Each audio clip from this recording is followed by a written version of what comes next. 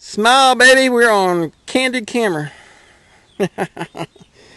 Alright, so huge lessons we're learning right now in potatoes. Okay, so the water, soil, growing conditions, all the stuff that we're looking at.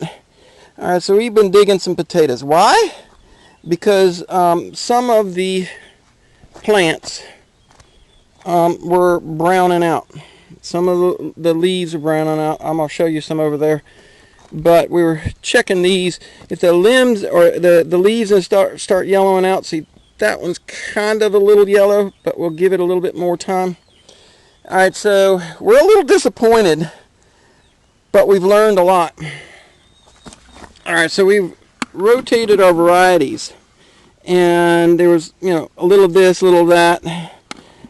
The Peruvian blues that are purple on the inside, some whites, some russets, and they didn't do too pretty, but these reds are the ones that did the most and the best. We didn't have a high yield here for everything that we dug, and let me go over here to you got some peas you can pick here over on this side, and on top of that, as we're going over here, look at this. Look at this. Time to start picking some beans. Alright, so what I did was this half has had more water, and we found some, because of the excess water, now that they started to rot a bit. So it's kind of a toss-up. Now we're going to leave those go. Those look a little healthier and they're a little growing more, but we're getting a lot of browning leaves, right? And browning leaves. So I just figured I'm going to go ahead and check this side, except for a couple that I got to get. And so we dug through there, and that's all we got was that bucket. And with those couple of plants over there, that bucket. That's very disappointing.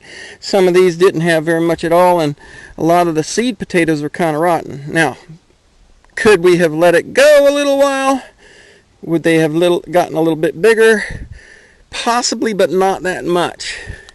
And I'm only going to expect these to put on a little bit of size. See how those leaves are yellowing and browning? Okay, that means the potatoes it has put on potatoes there. But it's going, okay, I've done my job, I've reproduced. And the conditions aren't the best. See, you got some browning out and yellowing of the stem. So we checked a few here, checked a few there, and I'm going to let the rest of these kind of go. So I'm learning things. This area right here seems to be better than this area, unless I could get some more for drainage, more sand or something in here for drainage.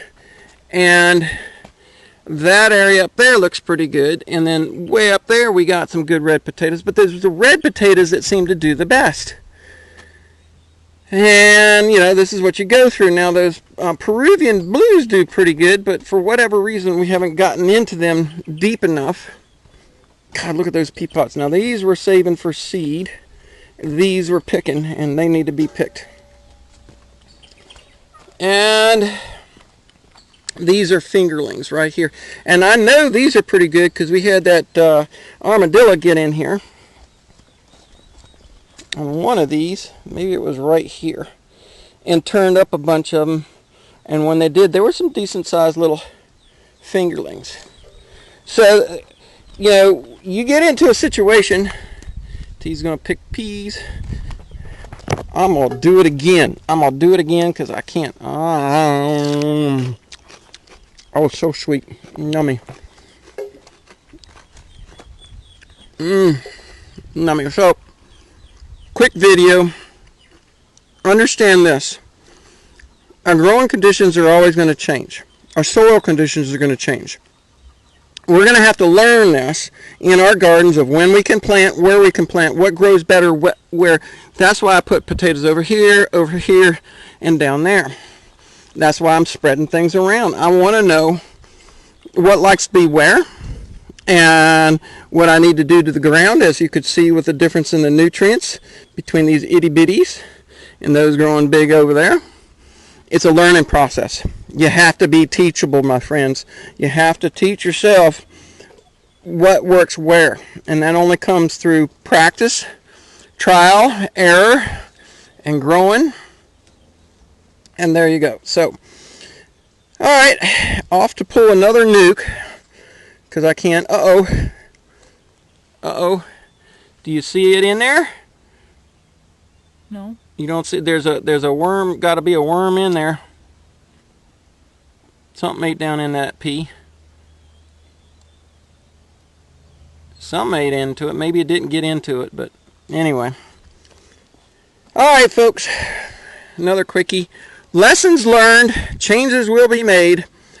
More soil amendment. She's almost eat that dang thing. Look at those peas. Oh, those are good. All right, folks. I know what real food is. I know what I need to do to get it. It's going to be a process. It's not going to happen overnight. And some stuff I'm going to do well at, and some stuff I'm going to learn. Some stuff I'm going to fail until I try it again. But this is a huge lesson. Soil conditions, lighting conditions, all of that makes a big difference as to what goes on where. All right, folks.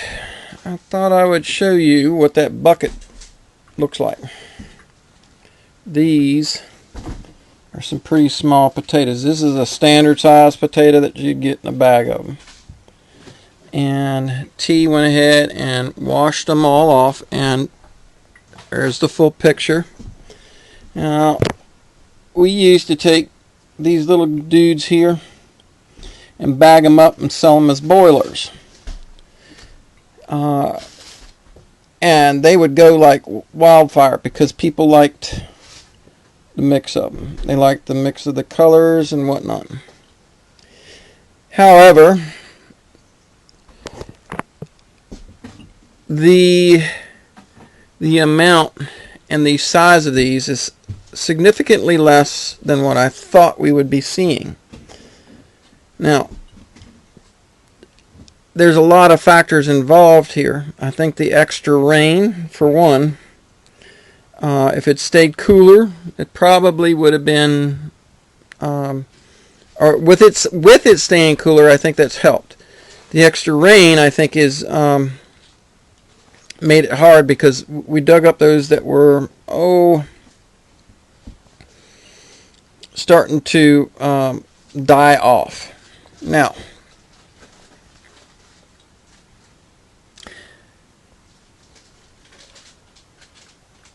how do I put this? That's a russet. And that's what, the biggest one? There's the second. Those are the two biggest ones.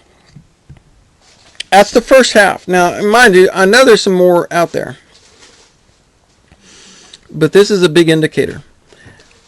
I would want what you see here to make it through the winter at a minimum.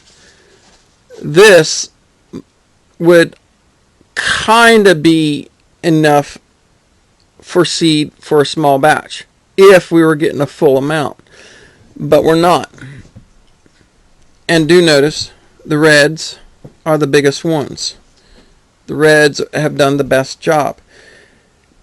Again, you got to look at what you got and you got to analyze it. You got to make observations. You got to decide what grows the best, what can you do. And that's why you got to have everybody doing this, because you know what? My neighbor might get these white ones to do better. Another neighbor might get these Peruvian blues to do better, depending upon the soil. This is why we had markets. This is why we have community. We got different people growing different things. And we need to figure this out. You know, I do as much as I can of as many things as I can because I don't have partnership and team membership with a whole lot of community members at this time. Hopefully, in the future, maybe that will be fixed. We'll have to see. Anyway, those are my thoughts. That's how we're navigating it, and you need to think through these things in how you're navigating it in your area with who you're working with and how things are being grown in different ways so that you can have the variety of food that you may want. All right, folks, that's it for this observational lesson.